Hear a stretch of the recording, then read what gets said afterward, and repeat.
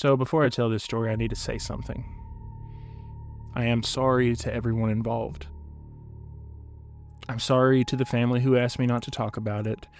I'm sorry to the people who had to clean up the house afterwards. I'm sorry to the priest who told me that some doors don't close just because you stop looking through them. And finally, I am sorry to my brother. Because for a long time, I thought he was sick. Then I thought he was just mean. Then I thought he was gone. But by the time I realized that what was really living behind his eyes, it had already learned my name. So, let's start from the beginning. This happened 3 years ago in a small town where everyone knows your truck before they know your face. My brother Daniel just bought an old farmhouse about 15 minutes outside of town. It sat at the end of a gravel road, surrounded by dead fields, pine trees, and the kind of silence that makes you feel like the whole world is holding its breath. He loved it. He said it was peaceful. I told him peaceful and abandoned are two different things, but he just laughed and said, that I watch too many horror movies, which is fair. But horror movies usually have a decency to end. The house was old, probably from the 1930s, white paint peeling off the strips, porch boards soft enough to dip under your boots, windows wrapped from decades of heat and rain, smelled like dust, mouse droppings, and something sour underneath, like something like wet pennies. The first week, Daniel called me almost every night. Not because he was scared, because he was excited. He told me he found old jars in the cellar, a rusted horseshoe over the back door, newspaper stuffed inside walls for insulation, little pieces of history. Then one night, he called and said, "Hey, I found a room." I asked him what he meant. He said there was a false wall in the cellar. Behind it was a small room, barely bigger than a closet. Inside were three things: a chair, a mirror, and a wooden box nailed shut. Now, a normal person would hear that and just say, "That's none of my business," then leave it nailed shut like God and basic survival instincts intended. However, Daniel opened it. Inside the box were two old photographs, several locks of hair tied with string, a blackened Bible, and a cloth bag full of teeth. Yeah, human teeth. At least, that's what they look like. Daniel thought maybe it was some old folk magic thing, something weird from the previous owners. He took pictures, he sent them to me, and joked about selling them online. And all the craziness of that phone call, that was the last time he sounded normal. The change started small. He was sleeping a lot less. He said the house was too loud at night. When I asked what he meant, he said the walls keep settling. Then he paused and added, "But only when I'm not looking at them." A few days later, he called again. His voice sounded dry and flat. He said, "Have you ever heard someone whisper directly into your ear when nobody's standing near you?" I told him to get out of the house for a few days. Now, he laughed at this, but it wasn't his laugh, if that makes sense. It sounded like someone trying to copy him from memory. Then he said, "It knows you're worried." I asked who. The line went quiet. Then Daniel whispered, "Don't make me say it." I figured that was enough, so I figured I was going to drive out there the next morning. The house looked worse than it had before, which didn't make sense. It had only been a few weeks, but the windows seemed a little darker, and the porch sagged a little lower. Even the grass looked gray. Daniel answered the door barefoot, wearing the same shirt from 2 days earlier.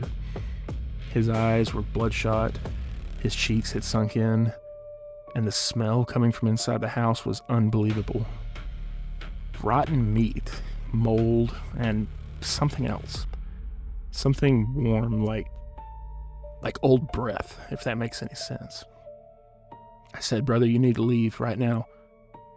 He smiled and just said, "I can't." Just like that. Not, "I don't want to," not, "I'm fine," just, "I can't." I stepped inside and immediately every hair on my body stood up. The house was freezing. Not cold, but freezing, if that makes any sense to you at all. I could see my breath in the hallway, even though it was September in Mississippi and hot enough outside to melt foolishness off of any kind of man. Daniel walked ahead of me into the kitchen. There were files everywhere.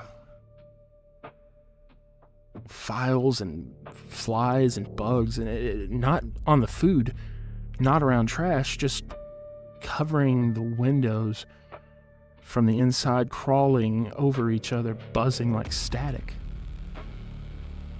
I asked him what happened. He said they started coming out of the vents. I looked up.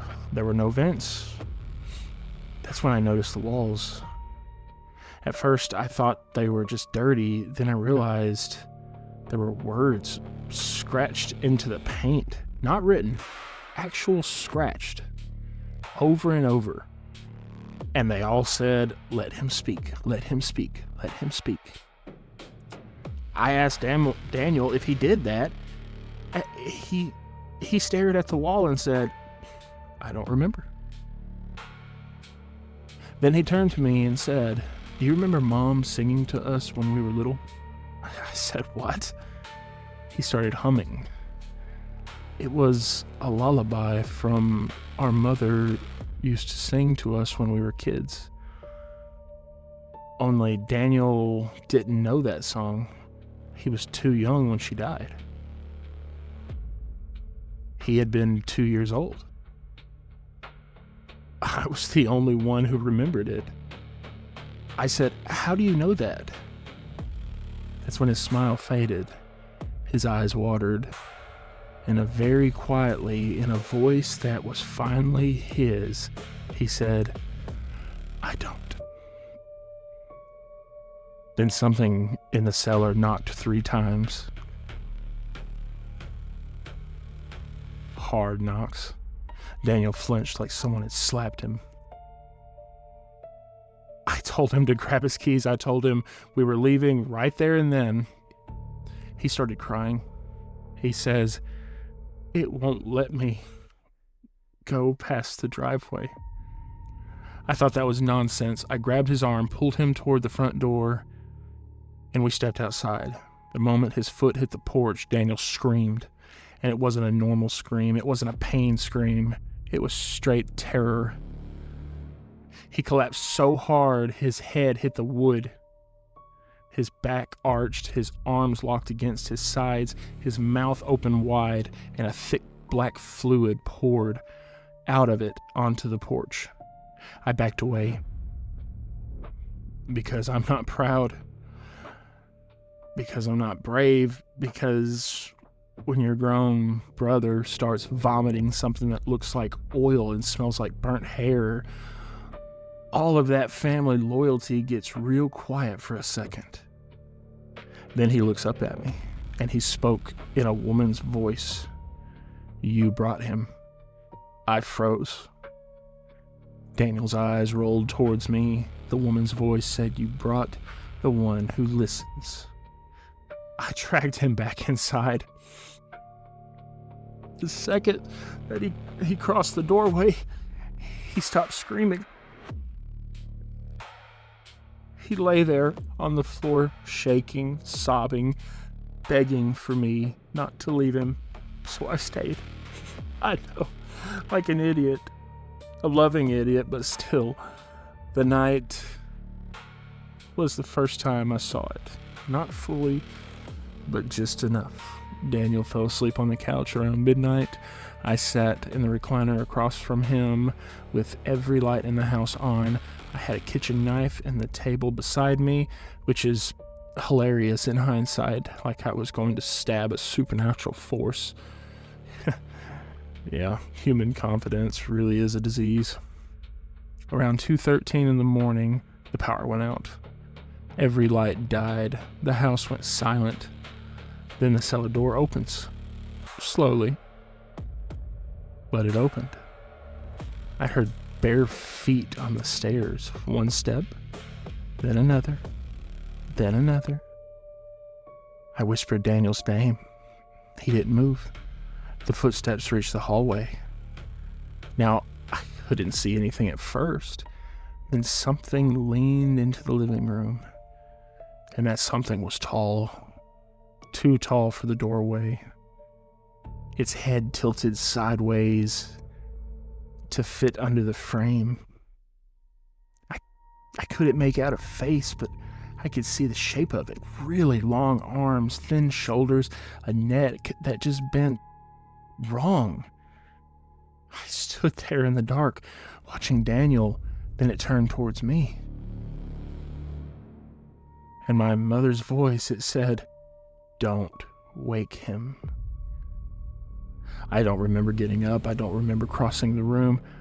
I just remember suddenly being outside, barefoot in the gravel, with blood on my lip from biting through it. The house lights were back on. Daniel was standing in the upstairs window, smiling. The next morning, I called a priest.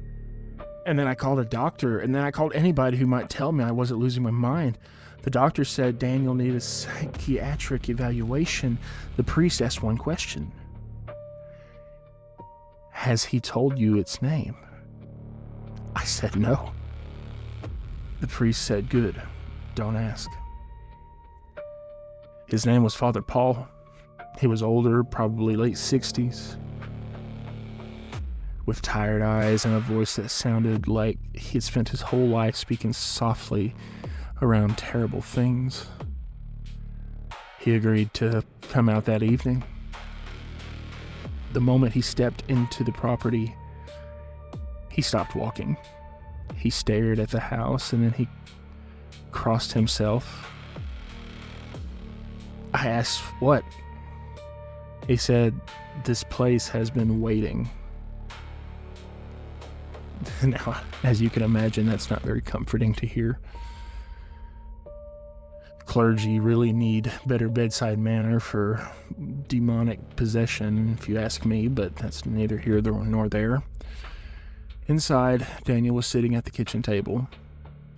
He looked cleaner somehow, more calm, too calm. So Father Paul sat across from him. He opened his Bible. Daniel smiled. Then he said, "That won't help you." But it wasn't Daniel's voice. No, this voice was deep now, old, like rocks grinding together. Father Paul didn't react. He said, "Who am I speaking to?" Daniel grinned. His gums were bleeding. He said, "You know better than to ask." Father Paul began praying. The temperature dropped so fast that the windows fogged over. The flies in the kitchen window stopped moving all at once. Then every one of them fell dead. Daniel started laughing, then crying, then laughing again. He said he opened the box. Father Paul kept praying. Daniel's head snapped toward me. His eyes were black. They were just the blackest things I've ever seen. Like ink had filled them. He said, "You wanted proof?" I hadn't said that out loud. He said, "You always wanted to see something real?" I backed against the corner. He leaned forward and whispered, "Now look." The kitchen light exploded, glass rained down. Father Paul shouted something in Latin. Daniel screamed, but underneath his scream was another sound. It was like a crowd of people, dozens of voices screaming with him, men, women, children, all layered together. Then Daniel started choking. His throat bulged. Something moved under the skin, pressing upward from outside his neck like fingers trying to push through.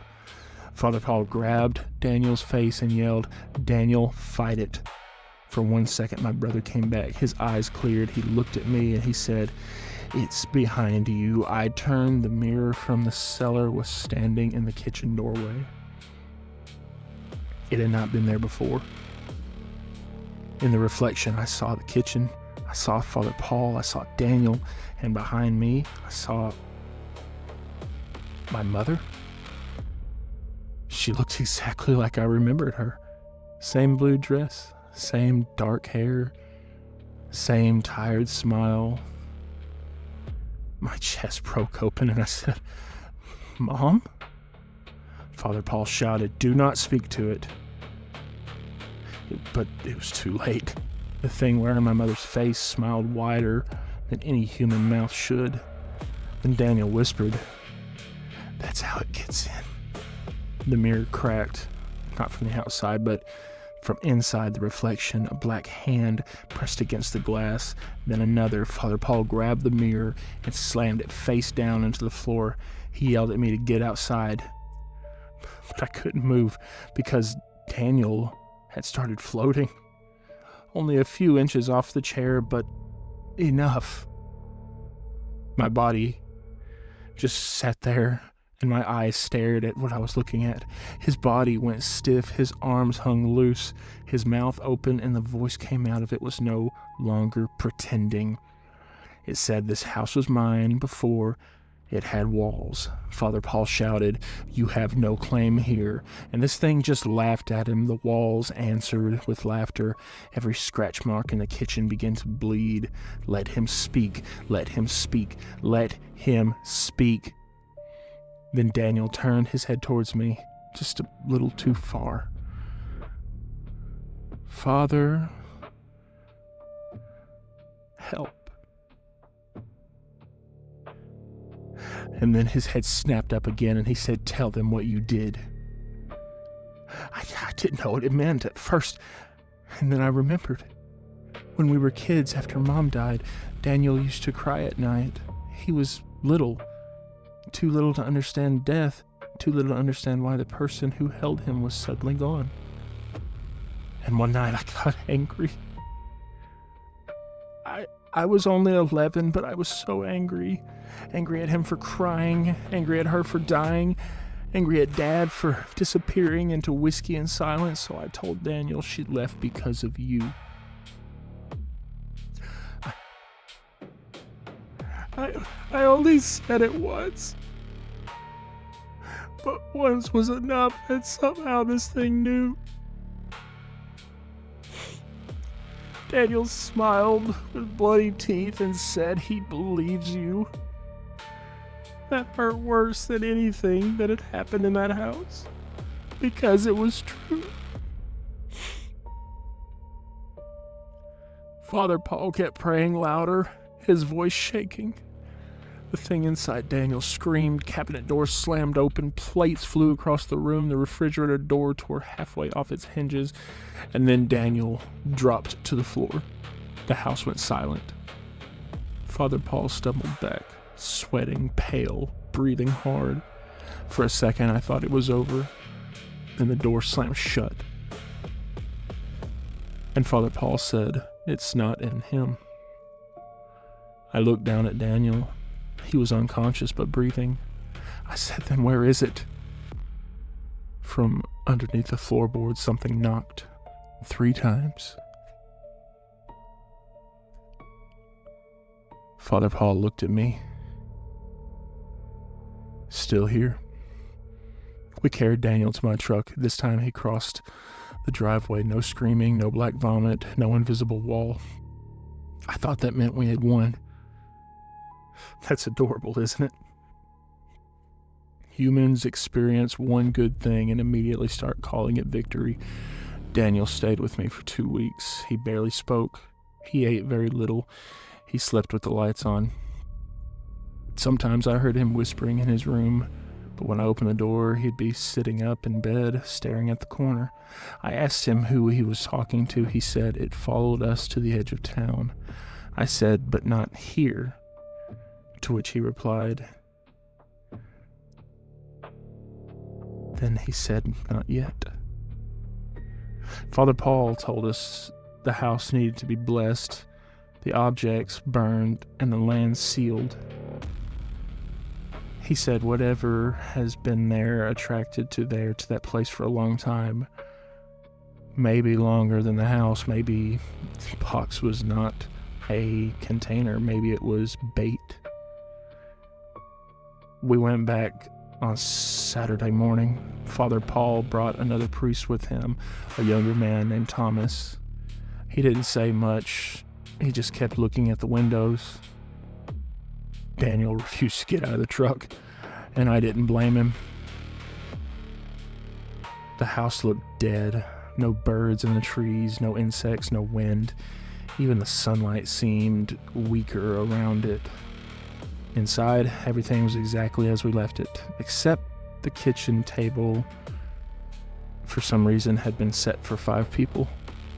Plates, forks, glasses, and in the center of each plate was a tooth. Father Thomas threw up in the sink. Father Paul told me to go to the cellar and bring up the box. I didn't want to. Every part of me knew not to go down there, but I did. Because people in horror stories always make terrible choices for the convenience of the audience. Apparently, I'm no better. The cellar stairs creaked under me. The air got colder with every step. At the bottom, my flashlight flickered. The false wall was still open. The little room behind it seemed deeper than before. The chair was there, the mirror was gone, the box set on the floor open, empty. Then I heard Daniel upstairs scream. I ran. By the time I reached the kitchen, Father Thomas was on the floor bleeding from his nose. Father Paul was pressed against the wall, holding his crucifix in both hands. Daniel stood in the doorway, but Daniel was still supposed to be in the truck.